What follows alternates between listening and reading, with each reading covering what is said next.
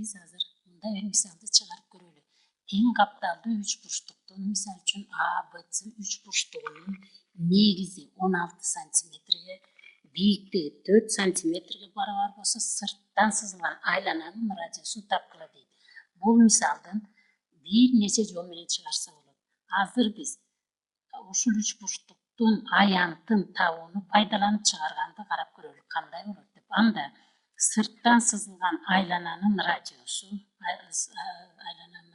барабар биз билебиз үч бурчтуктун жактарынын көбөйтүндүсүн 4 эселенген аянтка бөлгөнгө барабар дейт. Ошентип бизде анда бул тыштан сызылган айлананын радиусун табуу айлананын үч бурчтуктун аянтын табууга алып келет экен. Анда үч бурчтуктун аянтын табыш үчүн биз бул жерден үч бурчтуктун аянтын табыш үчүн биз Б, К, С үч бурчтугун карап көрөлү. Үч бурчтук Б, К, С бул тик бурчтуу үч бурчтук болуп эсептелинет.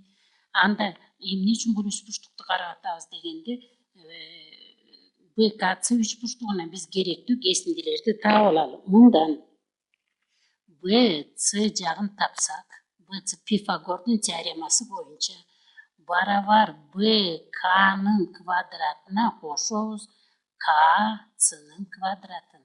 Бизде А, Б, Б, C'га барабар болчу. Б, С, А, Б'га барабар.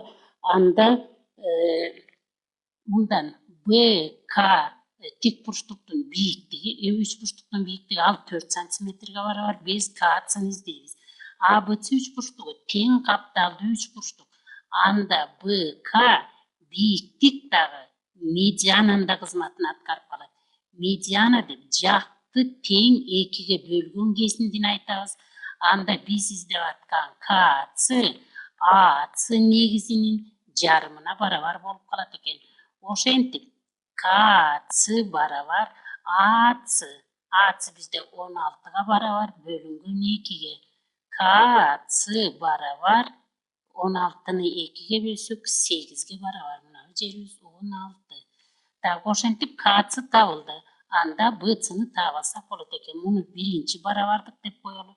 Биринчи барабардыкка койсок анда Б, C'нын квадраты барабар Б, К'нын квадраты дейт. Б, К'быз 4, анын квадраты 16 болот. Плюс К, С дейт. К, С 8, анын квадраты 64 болот. Ошентип анда Б, С барабар болуп калды 80ге барабар болуп калды. Б, C'нын квадраты барабар 80ге. А Б, C'нын өзү андай болсо, тамырдын алдында 80 калып калат. Ошентип анда радиусту таап Б, С 80ге барабар болсо, бул тең капталдуу үч бурчтук болгондуктан А, Б, C'га барабар. Ал болсо тамыр алдында 80ге барабар болот экен. Эми бүт баары даяр болду. Эми айлананын радиусун таап коюу гана калды. Барабар эмненин үч бурчтуктун кечирип койгула, аянты калып калыптыр. Үч бурчтуктун аянтын табалы. Үч бурчтуктун аянты барабар 2/1 А, С көбөйтүлгөн Б, К'га негизин бийиктигине көбөйткөн көбөйтүндүсүнүн жарымына барабар болот экен. Ошентип үч бурчтуктун аянты барабар 2/1 А, С дейт. А, С бизде 16га барабар көбөйтүлгөн Б, К. Б, К үч бурчтуктун бийиктиги мынакей 4 сантиметрге барабар. Ошентип барабар 2 менен 16-ны кыскартып жиберсек болот. 8ден 2 менен 16 кыскарып кетет. 8 жерде 4, 32ге барабар. Ошентип эми дароо сырттан сызылган айлананын радиусун тапсак болот экен. А дейт бул үч бурчтуктун бир жагы бар болчу. Мисалы үчүн ал А, Б жагы деп коелу. А, Б жагын азыр эле айттык, тамыр алдында 80 болду. Көбөйтүлгөн Б дейт. Б дагы Б, C'га барабар. Ал экөө тең капталдуу болгондуктан ал дагы 80ге барабар болот. Көбөйтүү С дейт. Ал үчүнчү жагы А, С болсун. А, С жагы берилишинде мына 16 сантиметр деп турат. 16-ны жазабыз. Бөлүнгөн 4 аянты с мына 4'tü жаздык, s 3 бурчтуктун аянтын 32'ge деп таптык. Ошентип барабар 80 тамырасында 80'di тамырасында 80'ge көбөйтсөк 6400 болот. Андан 80 чыгып кетет. Көбөйтүлгөн 16, муну болсо 4 көбөйтүлгөн 32 деп көбөйтпөстөн туруп жазалы. Себеби 16 менен 32 кыскарат 16'га. 16 өзүнө 1'ден, буга өзүнө 2'ден. Ошентип 4'tü 2'ge көбөйтсөк 8 болот. 80'di 8'ge болсок 10 болот. Biz izleyen жооп чыкты 10'ga барабар экен. Эми экинчи бир мисалды карап көрөлү. Аны тескерисинче розовый свет менен чыгарып көрөлү. Мындай дейт. Бул эсепте радиусу 25 сантиметр болгон айлананын диаметрин ага перпендикуляр болгон хорда кесип өтөт экен. А, Б диаметр болсо С'ды ага перпендикуляр болгон хорда болсун. Хорданын диаметрди кесип өткөн чекити мына өлчөм К, диаметрдин бир учунан 10 сантиметрчелик мынакей аралыкта жайгашкан экен. Эгерде айлананын радиусу 25'ge барабар болсо, анда ошол хорданын узундугун тапкыла дейт.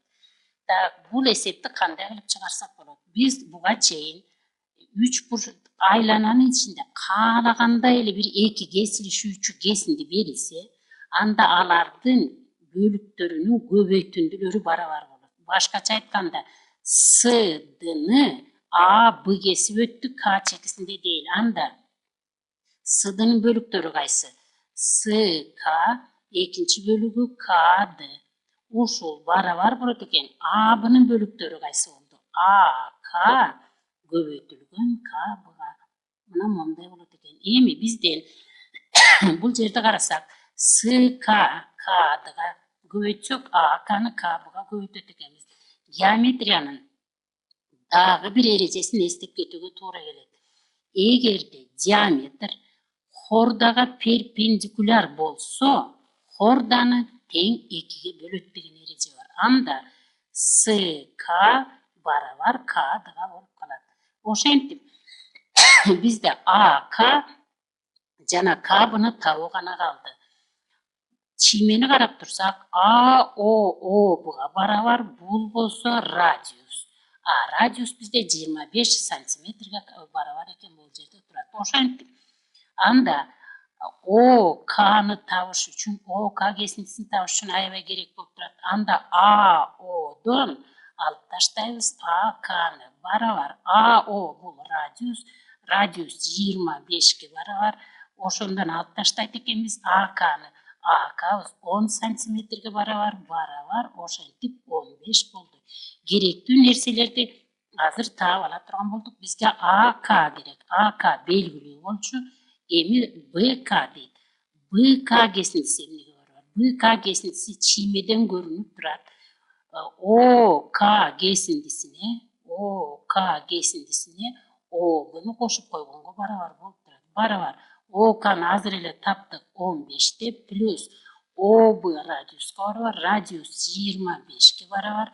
Ошентип бул 40'га барабар экен. Муну биринчи барабардык деп койсок, анда биринчи барабардыктын ордуна коелу. С, К көбөйтүлгөн К'ды дагы С, К'га барабар болуп турат. Анда С, К'га барабар А, К дейт. Мынакей А, К'ны азыр эле таптык мына жерден. А, К белгилүү таптык дейм 10 сантиметрге. 10 көбөйтүлгөн К, Б. Б, К'ны азыр эле таптык 40 деп таптык. Ошентип С, К'ны С, К'га көбөйтсөк, С, К'нын квадраты болот. Анда 10'ду 40'ка көбөйтсөк 400 болот. С, К'нын өзүн табыш үчүн 400 тамырдан алдында калат. Себеби квадраты 400 болуп аткан.